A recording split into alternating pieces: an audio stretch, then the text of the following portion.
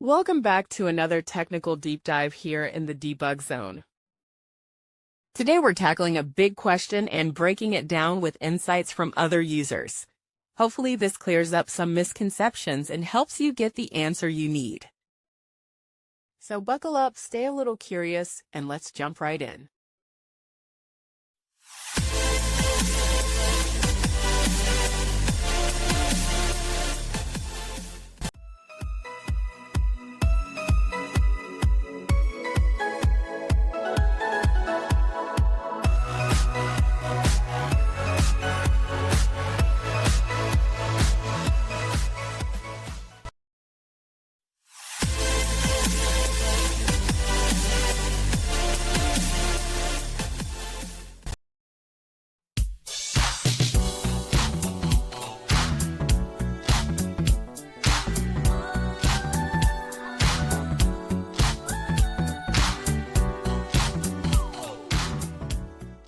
And that's a wrap.